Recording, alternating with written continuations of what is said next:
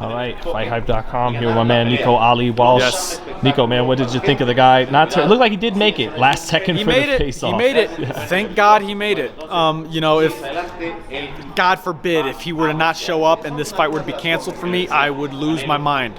So he made it. Thank you. A lot of relief. That, a lot of relief that he showed up. He didn't show up for the initial press conference, but he showed up for the face-off. Yeah, I'm glad he showed up. Now, you know, it's your first fight as a pro without Sugar Hill Stewart. No, it's the second fight. Second fight. Yes. No, so right now I'm not training with Suge right now, but man, Suge has got his plate full with Fury. I mean, that last performance was awesome. I really hope that's not the last time we see Fury in the ring. But yeah, I love Suge. He's awesome. Well, speaking of Fury, man, he may or may not have called it a career after Saturday, and that leaves people discussing where he ranks all time, and you know, where does he rank in relation to your grandfather? What do you think? I think he's top 5 heavyweights of all time. Wow. I think, and people think it's a bold statement, but it really isn't. Unfortunately, the way it works nowadays is that someone's got to die for them to be considered a legend. It's stupid. When Kobe Bryant was playing basketball, I was like, this guy is one of the greatest of all time. And then some people were like, no, he's not. No, he's not. And then, unfortunately, once he passed away, people are starting to realize that, yeah, he is. But you got to realize that while they're here, you know. And I realized that with Tyson Fury. So he's top 5 greatest of all time. Does he fight at all some similarities to your grandfather? I don't think he fights nothing like my grandfather. I mean, maybe his head movement.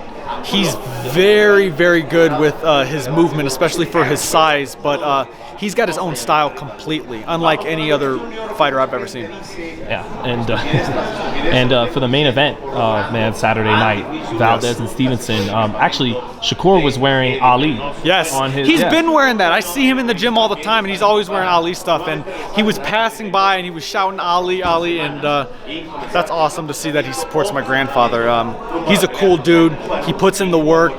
You know, he's not one of those guys that throws everything out on social media and puts everything he's doing out there. So if people saw everything he did, they would realize why he's one of the best in the world. I even saw Keyshawn talking with you for a minute up there too. Do these young guys, you know, do they kind of come to you and give you some respect just because you know who you are from your grandfather? I think at first.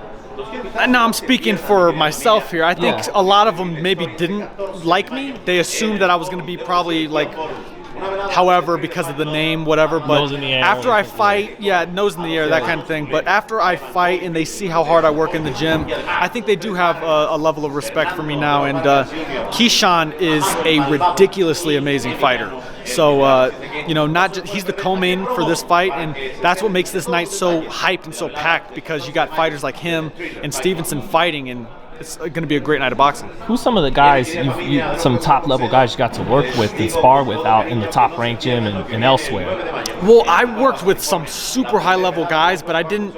It was so often and varied so much that I forgot their names. It just turned into like faces. But I worked with Edgar Berlanga so much throughout his camp before his last fight with Steve Rolls. And oh man, Edgar is a workhorse, and he's got punching power even with 16-ounce gloves on. You could feel it. But no, I got a ton of rounds with him.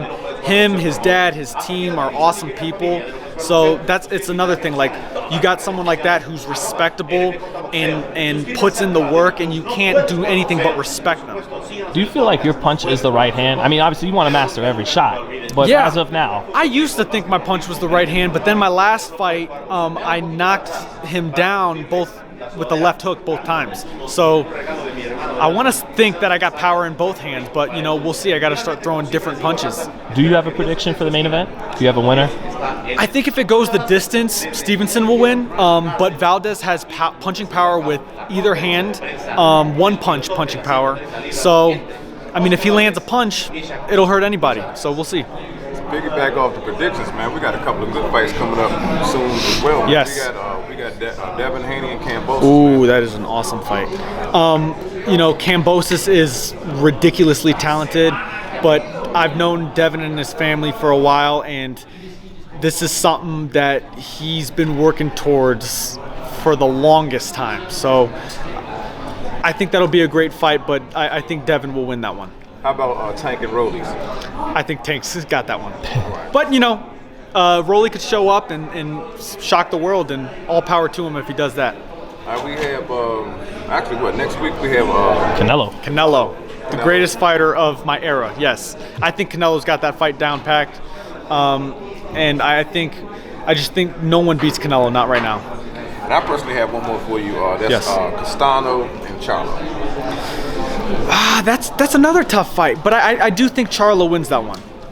That's a good fight though. I think Charlo wins though. He's the guy that can adjust, right, from the first. I've been keeping up with both the Charlos for a while, and they're very good at adjusting, and that's a skill that you've got to learn from years and years of experience. Like, you go in with a game plan, someone changes it up, and then you have to make a change. The Charlos are great at that. So and lastly, for me too, Nico, with Shakur and Devin, these are guys that they're kind of carrying the torch forward. Like Sugar Ray Leonard took it from your pops, and so on and so forth. How important is that to keep that in America? That torch going forward and passing it down. It's awesome. I mean, these guys these guys are an example of the work that they put in, and same with me. You can't cheat boxing. You can't cut corners and expect yourself to be good. And if Devin or Shakur cut corners, you would see it. You can see that they don't, being where they're at. So, I mean, it's awesome and they're both with Top Rank now. So, it's awesome. We got an exciting year of fights with them. Well, thank you, Nico. I know you're gonna be a hell of a lot meaner 48 hours from now. But, man, I mean, I haven't eaten right now a lot. So, before the weigh-in, I'm mean right now. After my food, I'll be good. I see it in the ring, man. You get mean in there. I see it. Yeah, you need it. You need it sometimes. Absolutely. Thank you, Nico. Of course. Thank you. Man.